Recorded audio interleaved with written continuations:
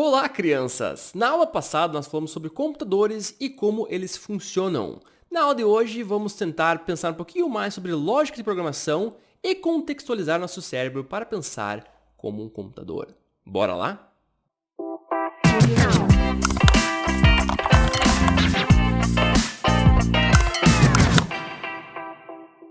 Então, para exemplificar como um computador funciona, a aula passada demos o exemplo de montar um pão com manteiga, um café da manhã brasileiro campeão. Então, nós delimitamos no nosso passo a passo que para preparar um pão com manteiga, então para chegar no nosso objetivo, que basicamente é isto aqui, poder comer esse pão maravilhoso, nós tínhamos 5 passos. Passo 1, pegar pão. Segundo passo, pegar manteiga. Terceiro, pegar faca. Quarto, passar manteiga no pão. E 5, comer. E você, como ser humano, basicamente falou, eu concordo com isso, faz sentido, a maioria das nossas vidas isso faz sentido. Mas se nós formos explicar isso para um computador basicamente é uma máquina que segue instruções. Então, nós temos realmente algumas instruções aqui. Vamos pensar que nós somos essa máquina, nós estamos passando essas instruções para essa máquina maravilhosa, o ser humano. Então, quando se passa isso para um ser humano, o ser humano e seu cérebrozinho aqui dentro, maravilhoso, consegue compreender essas instruções e vai fazer esse passo a passo. Mas repare que muito desse passo a passo, ele é implícito. No sentido que, por mais que eu dê esses passos e eles não são os mais refinados, mais baixo nível, mais detalhados do mundo, meu cérebro é capaz de ir lá e chegar no resultado. Prova disso, vamos supor se for pegar o pão e não tem pão, eu posso fazer alguma coisa, eu posso desistir de comer, eu posso fazer alguma outra coisa, posso trocar o pão de forma para um pão francês ou vice-versa. Então, eu já preencho isso automaticamente. Isso está escrito em algum lugar? Isso está em algum passo? Não está. Mas o meu cérebro é capaz de fazer isso. Mesma coisa com manteiga. For pegar manteiga e não tem manteiga. Também posso trocar manteiga por geleia. Sei lá o que você coloca no teu pão, mas você consegue preencher esse passo com outra coisa. Terceiro passo, não tem faca. Então você pode dar jeito de, sei lá, passo com o dedo, passo com um garfo, depende o que a tua criatividade, mas você pode fazer isso de outro jeito. Se eu fosse ser extremamente literal com todos os passos aqui, então o que poderia acontecer? Bem, alguns resultados diferentes, né? Então, por exemplo, vamos supor que eu tivesse lá um pão tostado. Esse aqui é um pão tostado em 3D, tá? Vocês estão vendo aqui, ó. Olha que beleza, hein? Tá lá teu pão, você pegou teu pão. Vamos supor que você pegou sua manteiga. Tá aqui teu pote de manteiga quadradíssimo, tua barra de manteiga. Se você pegar a faca, você tem uma faca aqui. Você vai passar a manteiga no pão? Repare que eu nem falei como, né? Eu não falei assim, pegue a faca, corte um pedaço de manteiga e passe no pão. Então, se você não, se for uma pessoa que segue a pele das coisas, fica meio perdido. Ou talvez o resultado final seria um pão com um blocão de manteiga em cima, né? Dependendo com firme que você é nesses passos a passo aqui. E por que eu levanto isso? Por que eu faço esse exagero de talvez o resultado que você chegar não é exatamente o resultado que você esperava? Pelo fato que o ser humano e seu cérebro, seu computador interno, ele é excelente em deduzir coisas intermediárias. Ele não precisa de instruções explícitas para poder chegar no resultado. O que isso difere do computador? O que esse carinha aqui, esse cérebrozinho, difere do computador? Que você consegue trabalhar com noções implícitas, instruções implícitas, versus um computador que precisa ter instruções explícitas. Então, essa é a palavra da vez. Então, se eu for pensar como um programa deve ser escrito. Voltando ao nosso exemplo lá que nós falamos das instruções, né? Um programa nada mais é do que uma série de instruções. Então, nós temos instruções, que é basicamente faça isso, daí isso, com o intuito, então uma série de instruções, que teremos lá uma série delas, e o objetivo com essa série é você chegar em algum resultado. Então, claro que sempre que nós criamos um programa, independente do tipo que é o que ele faz, mas a ideia é que você chegue em um resultado final, e que esse resultado final seja o esperado. Não adianta eu chegar aqui e ser o resultado errado. Então, muitas vezes, o que a gente considera bug no sistema, uma coisa chamada bug, muitas vezes é que a pessoa programou, criou aquelas instruções com o intuito de chegar no resultado, mas não vai chegar pelo fato de ter algum erro no caminho. Então, nosso objetivo é não ter esse erro, é chegar no resultado com a garantia que aquele resultado é o que a gente esperava. Então, uma coisa muito importante quando você for criar um programa, ou seja, você colocar suas instruções lá, que o seu programa tenha clareza. Clareza é uma coisa super importante quando você está programando, que você quer ser claro no que você está fazendo e onde você quer chegar. Segunda coisa que eu colocaria é objetividade. Então, você fazer aquilo lá da forma mais simples possível. Simplicidade é uma coisa fantástica. Então, você ser objetivo para chegar no resultado é excelente. E a terceira palavra que eu vou colocar aqui, que eu coloco de forma bem destacada, e que nós falamos agora há pouco, é ser explícito. Então, você não pode esperar que o seu computador vá entender por você alguma coisa. Computadores são extremamente literais. A instrução que você passa para ele, ele vai fazer. Então, você fala lá, faça A, computador. Qual que é a vantagem dos computadores versus ser humano? Justamente que se eu falo faça A para o meu computador, ele fará isso sempre, qualquer hora do dia, ele nunca está cansado, precisa tirar férias, o computador simplesmente fará A. Ele vai fazer B? Não, ele sempre fará A da mesma forma que ele sabe fazer A. Então, você tem que ser extremamente explícito no que ele deve fazer, porque ele vai entender isso sempre da mesma forma e vai repetir isso sempre. Então, ser explícito no que você quer que ele faça é uma coisa bastante importante. Para vermos um pouco mais essa analogia entre computadores e o nosso cérebro, e por que eu sempre encho o saco de vocês, meus alunos, que nosso cérebro é um excelente computador, uma excelente forma de você criar programas também, porque ele também trabalha com instruções, vamos fazer um pequeno exercício. Então, o exercício é o seguinte, dá dois nomes. Então, dois nomes quaisquer. Diz qual dos dois é o nome mais comprido. Ou seja, qual desses caras é maior. Vou passar o primeiro exemplo para vocês. Vamos fazer um primeiro teste aqui. E você vai me dizer qual dos dois nomes é maior. Vamos lá, desafio aqui, ó. Complexo. Primeiro nome, Roberto. Segundo nome, Zé. 5 minutos para analisar e me tragam resposta. Valendo!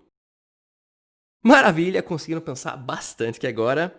E eu espero, já que você sabe abrir o YouTube, abrir essa página e apertar no botão play, que você também reparou que o nome Zé é menor que o Roberto. Roberto é o nome maior, então se eu perguntasse para você qual dos dois nomes é maior, o número 1 ganha. É o maiorzão aqui, né? Pro nosso programa aqui que detecta nomes de diferentes tamanhos, qual dos dois é maior, Roberto ganha. E eu vou além, eu posso perguntar para você, então, você... Como é que você sabe que Roberto é maior que Zé? Então, uma resposta que se pode dar, e eu ouço isso bastante, a primeira resposta é, porque é óbvio. Fantástico, né? Que resposta científica e bem fundamentada. Porque é óbvio. Bem, crianças, é óbvio, até pode ser óbvio, que nosso olho, nosso cérebro, ele realmente é fantástico. Então, se eu olho para esse cara aqui, eu até consigo ver que ele, espacialmente, né, ele é menor do que esse nome aqui. Então, isso já é uma boa indicação. Que Zé é menor que Roberto. Mas qual que é o problema quando eu falo que uma coisa é óbvia? Ou se eu simplesmente aceitar que meu cérebro chegou na resposta sem eu saber como ele chegou na resposta? Porque muitas coisas na vida não são simplesmente óbvias e requerem algum tipo de análise ou trabalho em cima para chegar naquela conclusão. E a prova que isso nem sempre é óbvio é a seguinte. Vamos fazer alguns novos exemplos aqui. Desse mesmo exercício simples, tá? Mas eu vou dar outros exemplos para vocês, para ver se vocês conseguem detectar e me dar uma resposta um pouco mais firmada em ciência. Então, o primeiro exemplo, vamos fazer lá, entre Ronaldo e o segundo nome é Bebeto. Ou vamos dar outro exemplo aqui, Rivaldo, Roberto. Estão vendo a influência dos grandes campeões brasileiros de futebol. Então, o primeiro caso aqui, Ronaldo e Bebeto. Qual dos dois é maior? Se você olhar para esse cara aqui, até vamos dar um zoomzinho nele, mesmo para facilitar para vocês aqui, olha que bacana, posso fazer isso aqui. Eu duvido que o teu cérebro simplesmente falou, isso é óbvio que tal cara é maior. Pensar um pouco mais, né? Mas beleza, não, ok, beleza, Ronaldo é a resposta. Este cara aqui é maior, esse aqui é menor. Ou vamos para o exemplo também aqui de Rivaldo Roberto. Puta merda, ninguém é maior, né? Então nesse caso eles são iguais, então são ambos do mesmo tamanho. Maravilha, você chegou na resposta, legal. Mas, e a pergunta que eu quero fazer, e o que eu sempre faço para meus alunos, eu não quero simplesmente que você me dê a resposta. Me expliquem como que você chegou na resposta. Ou mais ainda, isso aqui é um exercício de autoconhecimento. Como que o seu cérebrozinho, olha que cérebro lindo, como que este cara aqui chegou na resposta? Pausa esse vídeo e dê uma pensada. Se eu desse qualquer dois nomes no mundo para você, como que você genericamente daria uma resposta, um resultado para isso? Pensa aí e voltamos já. Legal, certamente você pausou esse vídeo, certamente você pegou um papel e uma caneta e certamente você quebrou os passos, confio plenamente em vocês, então vamos conversar junto agora. Talvez uma coisa que o seu cérebro e meu cérebro fizeram para chegar em uma resposta genérica, um passo a passo genérico para dar essa resposta. Então, dá dois nomes, diz qual dos dois é o nome mais comprido. Esse é nosso problema aqui. A gente quer poder gerar esse resultado sempre, né? O que eu posso fazer? Então, a primeira coisa é... Eu tenho dois nomes, né? Eu tenho o nome 1 e eu tenho o nome 2. Então, vou chamar esse cara aqui de N1, esse cara aqui de N2. Então, o primeiro passo que eu posso fazer, por exemplo, é contar letras de N1. Então, fizemos lá o caso, né? Vamos dar uma entrada exemplo aqui. Falamos de Rivaldo. Rivaldo e Bebeto. Então, N1, N2. Então, nós podemos fazer isso, né? Contar as letras de N1. Então, 1, 2, 3, 4, 5, 6, 7. 7, beleza. 7 letras. Contar as letras de N1, 2. Guardar esse valor. Guardar número de letras. Maravilha! Qual que seria um próximo passo? Nós podemos fazer a mesma coisa com o nome 2, o segundo nome. Podemos lá contar letras de N2. Ah, que fantástico. Vamos lá então. 1, 2, 3, 4, 5, 6. Se não errei essa contagem, difícil contagem, aparentemente nós temos 6 letras em Bebeto.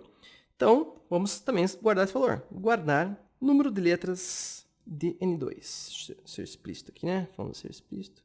De N1. Maravilha! Dado que eu tenho esses dois números, o que eu posso fazer agora para saber quem que é maior? Se você aprendeu a contar, basicamente precisamos fazer o quê? É comparar. Comparar os números. Comparando os números estão aqui, beleza. Qual que é maior? Ah, eu sei que 7 é maior que 6. Então, se eu comparar os números, eu poderia dizer que o último passo, o resultado que eu quero, é falar qual tem mais letras. Então, repare que quando você fez essa análise, mesmo que quando você fez lá entre Zé e Roberto, é meio óbvio que Zé tem menos letras que Roberto. Mas o que o seu cérebro está fazendo em uma velocidade impressionante, e mais impressionante ainda é o fato que ele consegue racionar sem você saber o que ele está fazendo, ele está fazendo isso. Contou, guardou esse valor, contou do outro cara, guardou esse valor, comparou os dois e basicamente falou, beleza, qual for maior, fala simplesmente devolva ou dê o resultado daquele nome. Não é fantástico isso? Sua caixolinha aqui, seu cérebrozinho, fez tudo isso sem você nem perceber. E agora cabe a você começar a entender. Talvez você passou a vida inteira sem se tocar desses passos que você fazia. Mas uma das grandes coisas, uma das grandes habilidades que existem em programação, quando nós falamos de software, é você ter a capacidade de fazer essa engenharia reversa do teu próprio cérebro. Então, dado um problema, tenta pensar como um ser humano, você como pessoa, como pessoa você resolveria isso? Como que este carinha aqui faria isso sendo um ser humano? E agora tenta traduzir o que está aqui dentro para virar esses passos, porque quando nós falamos de computadores, nós precisamos explicitamente definir quais são esses passos e instruir nossa máquina para fazer cada um deles para chegar no resultado final. E em relação a todos esses passos, vamos até dar um nome para esse conjunto de passos. Quando tem uma coisa que faz alguma coisa, então nós temos um passo, uma série de instruções que faz alguma coisa, na computação nós temos um nome bem específico para esse cara. E o nome desse cara é o que nós chamamos formalmente de algoritmo. Então, quando você for ver programação e o mundo computacional, a palavra algoritmo é uma coisa que você vai ouvir bastante. Então, a pergunta que eu quero deixar aqui, que vocês levem sempre com você, é: o que seu cérebro faria? Muitas pessoas não valorizam esta pergunta, e eu sempre encho o saco dos meus alunos que vocês têm uma ferramenta fantástica que consegue fazer esse tipo de análise. Você é dotado de um cérebro, um círculo, um cérebro, olha que coisa horrorosa. Isto aqui consegue dar a capacidade de vocês de raciocinarem e gerarem soluções. Então, tenta analisar sempre, dado um problema, o que o seu cérebro faria.